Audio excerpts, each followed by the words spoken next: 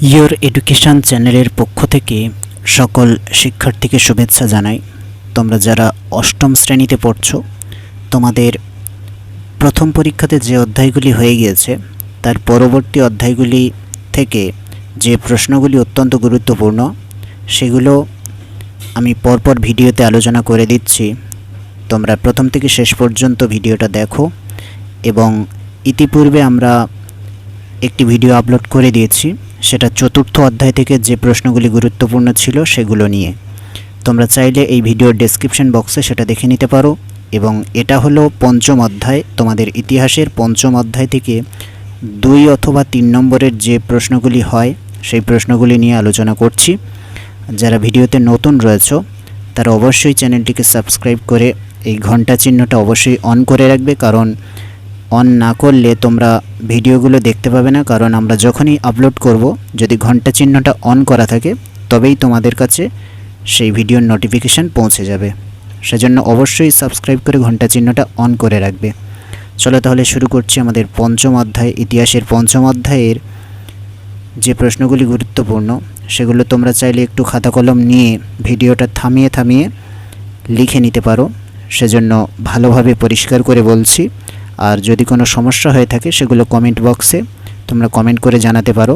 আশা রাখছি যে সেই সমস্যার সমাধান খুব শীঘ্র করে দেব। চলো তাহলে এই অধ্যায়ের প্রথম প্রশ্ন লিখে নাও। সভা সমিতির যুগ কাকে বলে? উত্তর, ইংরেজ ঔপনিবেশিক শাসনের নতুন ভূমি বন্দোবস্ত, নতুন শিল্প বাণিজ্য ও পাশ্চাত্য শিক্ষা ভারতীয় সমাজে পুঁজিবাদী উচ্চবিত্ত শ্রেণী গড়ে তোলে। এই শ্রেণীর সদস্যরা শ্রেণীর স্বার্থ রক্ষার জন্য বিভিন্ন সভা সমিতি প্রতিষ্ঠা করে।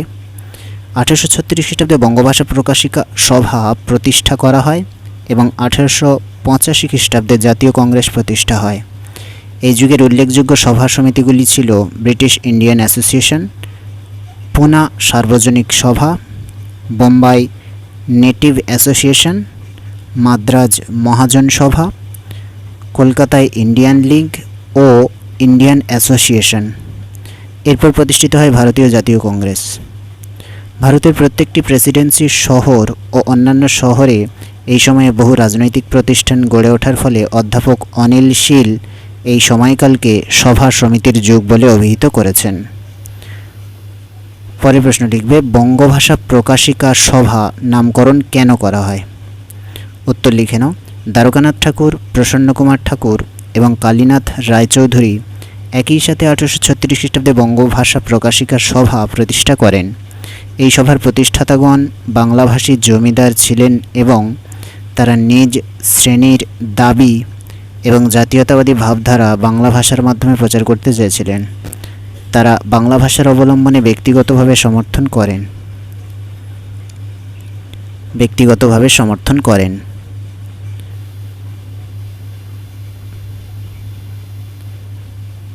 আচ্ছা, তারপরে প্রশ্ন তোমরা লিখে নাও। কবে কারা জমিদার সভা প্রতিষ্ঠা করেন?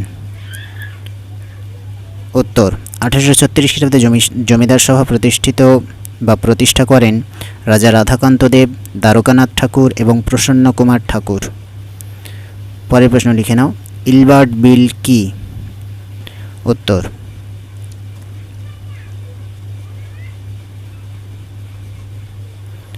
এটা তোমাদের টিকা হিসেবে আসতে পারে, সেজন্য একটু বড় করে বলে দিচ্ছি। ভারতের উদারপন্থী বড়লাট লর্ড রিপন এর নির্দেশে আইন সচিব স্যার কোর্টনি পেরিগ্রিন ইলবার্ট ইউরোপীয় ও ভারতীয় বিচারকদের বিচার ব্যবস্থায় সমতা দানের উদ্দেশ্যে এই বিল বা খসড়া তৈরি করেন 1883 খ্রিস্টাব্দে। একজন ভারতীয় সেশন জজ একজন ইউরোপীয় সেশন জজ এর সমমর্যাদার অধিকারী হলেও সমক্ষমতাসম্পন্ন ছিলেন না। একজন ভারতীয় জজ একজন ইউরোপীয় অপরাধীর বিচার করতে পারতেন না। ইলবার্ট বিল ভারতীয় সেশন জজদের সেই অধিকার প্রদান করে। আচ্ছা, তারপর প্যারা চেঞ্জ করে লিখবে, এই বিল ও এর বিরুদ্ধে ইউরোপীয়রা ডিফেন্স অ্যাসোসিয়েশন গঠন করে তুমুল আন্দোলন করে। শেষে ইউরোপীয়দের স্বার্থ রক্ষার জন্য জরুরি ব্যবস্থা যুক্ত করে বিলটি পাশ হওয়ায় বিলটির প্রকৃত উদ্দেশ্য ব্যর্থ হয়। পরের প্রশ্ন লিখে নাও। জাতীয় কংগ্রেস প্রতিষ্ঠার ক্ষেত্রে হিউমের ভূমিকা সমালোচনামূলক বিশ্লেষণ করো, অথবা জাতীয় কংগ্রেসের প্রতিষ্ঠায় হিউমের ভূমিকা লেখো।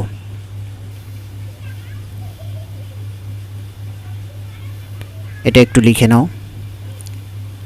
পয়েন্ট করে। প্রথম পয়েন্ট, সেফটি ভালভ তত্ত্বের অবতারণার দ্বারা। লর্ড ডাফরিন ভারতের জাতীয় কংগ্রেসের প্রতিষ্ঠাকালে ভারতের ভাইসরয় ছিলেন।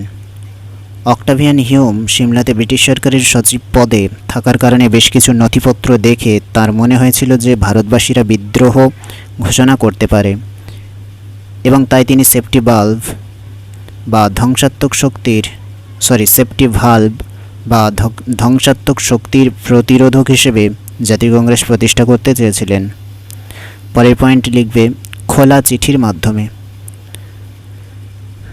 হিউম 1883 খ্রিস্টাব্দের 1 মার্চ কলকাতা বিশ্ববিদ্যালয়ের স্নাতকদের উদ্দেশ্যে লেখা এক খোলা চিঠিতে দেশের সামাজিক, রাজনৈতিক, মানসিক ও নৈতিক উন্নতির জন্য তাদের সংঘবদ্ধ হওয়ার আহ্বান জানান।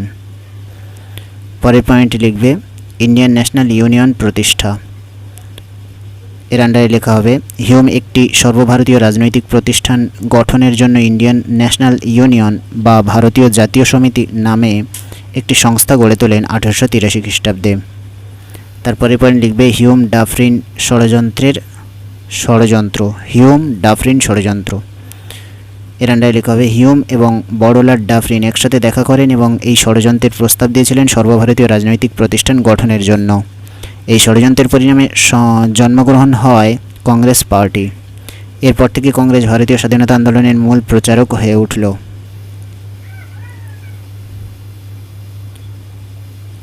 পরের প্রশ্ন লিখবে দেশীয় মুদ্রণ আইন বলতে কী বোঝায়? উত্তর লিখে নাও।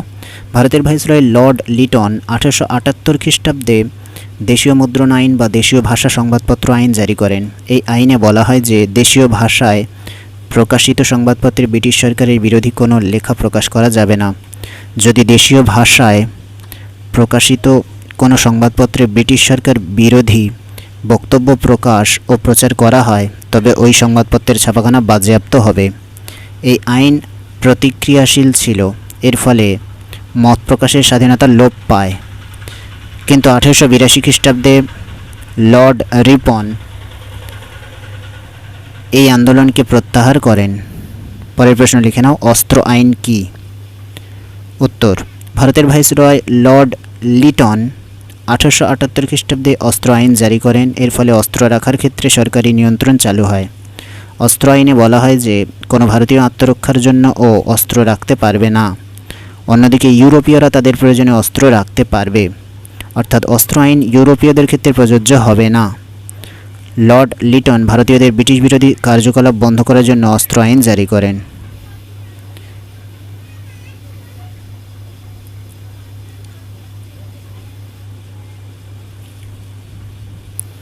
আচ্ছা, এরপরের প্রশ্ন তোমরা লিখে নাও।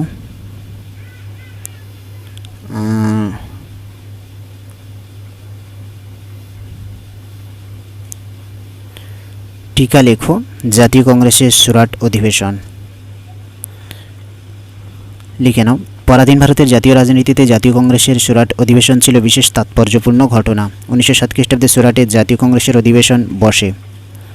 সুরাট অধিবেশনে সভাপতি নির্বাচন নিয়ে নরমপন্থী এবং চরমপন্থীদের দ্বন্দ্ব চূড়ান্ত রূপ নেয়। কংগ্রেসের নরমপন্থী চরমপন্থী এই দুই গোষ্ঠীর বিভাজনের মধ্য দিয়ে সুরাট অধিবেশন শেষ হয়। প্যারা চেঞ্জ করে লিখবে নরমপন্থী নেতা সুরেন্দ্রনাথ বন্দ্যোপাধ্যায় এবং চরমপন্থী নেতা বালগঙ্গাধর তিলক দ্বন্দ্বের পরেও কংগ্রেসকে ঐক্যবদ্ধ রাখার চেষ্টা করেছিলেন। নরমপন্থী ও চরমপন্থীদের বিবাদের জেরে সর্বভারতীয় জাতীয়তাবাদী আন্দোলন ধাক্কা খেয়েছিল। পরের প্রশ্ন লেখো জাতীয় শিক্ষা বলতে কী বোঝো? উত্তর, স্বদেশীকরণের মাধ্যমে বাংলাদেশে প্রথম ইংরেজ শাসন প্রতিষ্ঠা হয় এবং ইংরেজি শিক্ষার বিস্তার হয়। এরপর জাতীয় শিক্ষা ব্যবস্থা গড়ে ওঠে, যা বাংলাদেশের শিক্ষা ব্যবস্থার ত্রুটি সংশোধনের একটি গুরুত্বপূর্ণ ধাপ হয়েছে। এতে দেশের ভাষায় শিক্ষা, পঠন পাঠন, সরকারি বিদ্যালয়ের প্রতিষ্ঠা, কারিগরি শিক্ষা এবং সমস্ত বিষয়ে আত্মশক্তি বিকাশ প্রকাশ পেয়েছে। প্যারা চেঞ্জ করে লিখবে ঔপনিবেশিক শিক্ষা ব্যবস্থার বিরোধিতা করা হলেও এই শিক্ষা ব্যবস্থায় পাঠ্যসূচি গ্রহণ করা হয়। প্রাচ্য পাশ্চাত্য আদর্শের সমন্বয়ে বিশ্বভারতী প্রতিষ্ঠিত হয়। ঔপনিবেশিকতা বিরোধী স্বদেশী আদর্শে রচিত শিক্ষা আদর্শই হলো এই জাতীয় শিক্ষা। পরের প্রশ্ন লেখো, বাঘা যতীন স্মরণীয় কেন, অথবা বুড়িবালামের যুদ্ধ বলতে কি বোঝো? উত্তর লিখে নাও। বাঘা যতীনের আসল নাম যতীন্দ্রনাথ মুখোপাধ্যায়। জার্মান সামরিক বিভাগের সাহায্য নিয়ে বিদেশি অস্ত্রের দ্বারা বাঘা যতীন ভারতে এক সশস্ত্র অভ্যুত্থানের পরিকল্পনা করে। আত্মাহুতির নিদর্শন স্থাপন বাঘা যতীনের নেতৃত্বে তাঁর সহকারী বিপ্লবীগণ যথা চিত্তপ্রিয় রায়চৌধুরী, মনোরঞ্জন সেনগুপ্ত, জ্যোতিষ পাল, নীরেন দাশগুপ্ত প্রমুখ মিলিত হয়ে বুড়িবালামের যুদ্ধে আত্মাহুতির যে নিদর্শন রাখেন তা ইতিহাসে স্মরণীয় হয়ে রয়েছে। প্যারা চেঞ্জ করে লিখবে, বিদেশি সাহায্য নিয়ে ভারতকে স্বাধীন করার সংকল্পে বুড়িবালামের যুদ্ধে 10ই সেপ্টেম্বর বাঘা যতীনের আত্মবলিদান পরবর্তী প্রজন্মের কাছে আদর্শ হয়ে উঠেছিল। বাঘা যতীনের বিপ্লবী জীবনের কর্মকাণ্ড তাকে ইতিহাসে স্মরণীয় করে রেখেছে। পরের প্রশ্ন লেখো, টিকা লেখো মরলে মিন্টো সংস্কার আইন। এটা খুব ইম্পর্টেন্ট, একটু ভালো করে করবে তোমরা। লিখে নাও। ভারতে ঔপনিবেশিক ব্রিটিশ শাসনকালে শাসন সংস্কারের এক অন্যতম পদক্ষেপ ছিল মরলে মিন্টো সংস্কার আইন। 19 শতকের শেষভাগে ভারতীয়রা প্রতিনিধিত্বমূলক স্বায়ত্তশাসনের দাবি করে প্রকাশ করে বঙ্গভঙ্গ বিরোধী আন্দোলনের সময় চরমপন্থী কার্যকলাপ এবং তার সঙ্গে বাংলা ও মহারাষ্ট্রের বিপ্লবী কার্যকলাপ ব্রিটিশ সরকারকে চিন্তিত করে তোলে। ভারতের বড়লাট লর্ড মিন্টো এবং ভারত সচিব জন মরলে ইন্ডিয়ান কাউন্সিল অ্যাক্ট পাশ করেন 1909 খ্রিস্টাব্দে। এই আইন মরলে মিন্টো সংস্কার আইন নামে পরিচিত।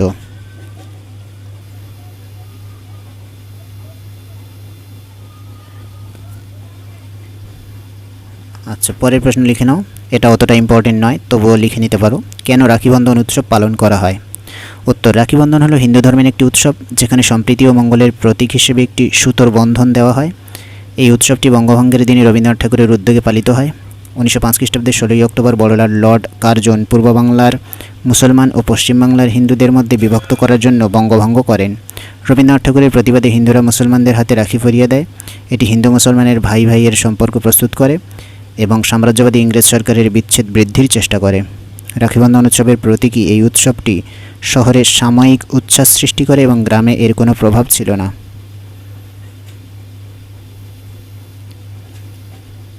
পরের প্রশ্ন লিখে নাও। ক্ষুদিরাম বসু স্মরণীয় কেন, অথবা কিংসফোর্ড হত্যার চেষ্টা সম্পর্কে কী জানো? উত্তরটা লিখে নাও। বাংলা তথা ভারতের স্বাধীনতা সংগ্রামে মৃত্যুঞ্জয়ী বীর বিপ্লবী ছিলেন শহীদ ক্ষুদিরাম বসু। গুপ্ত বিপ্লবী সমিতির যুগান্তর দলের সদস্য ছিলেন ক্ষুদিরাম। মুজফ্ফরপুর জেলার অত্যাচারী জর্জ কিংসফোর্ডকে হত্যা করতে গিয়ে ক্ষুদিরাম বসু ভুলবশত মিসেস কেনেডি ও মিস্টার কেনেডিকে হত্যা করে বসেন। এই অপরাধে ক্ষুদিরামের ফাঁসি হয় 11ই আগস্ট 1908 সালে।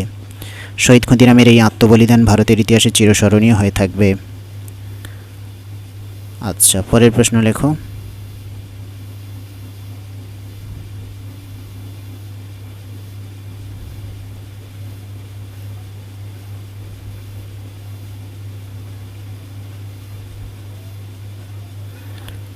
ঠিক আছে, এর মধ্যে আর সেরকম গুরুত্বপূর্ণ প্রশ্ন আমার নজরে আসছে না, সেজন্য এই অধ্যায় থেকে এই কটা প্রশ্ন ভালো করে তোমরা প্রস্তুতি নেবে। আশা রাখছি এর মধ্যে কমন পেয়ে যাবে। আর যারা ভিডিওতে নতুন রয়েছে তাদেরকে বলবো অবশ্যই চ্যানেলটি সাবস্ক্রাইব করে ঘন্টা চিহ্নটা অন রাখবে, কারণ এর পরবর্তী অধ্যায় নিয়ে আমরা আলোচনা করব এবং অন্যান্য ক্লাসের বিভিন্ন বিষয় নিয়ে আমরা বিভিন্ন ভিডিও আপলোড করেছি, সেগুলো চাইলে ডেসক্রিপশন বক্সে দেখে নিতে পারো। এবং আরও অন্যান্য অধ্যায় যেগুলো আপলোড করব সেগুলো পাওয়ার জন্য অবশ্যই তোমাদেরকে ঘন্টা চিহ্নটা অন করে রাখতেই হবে। ধন্যবাদ সকলকে।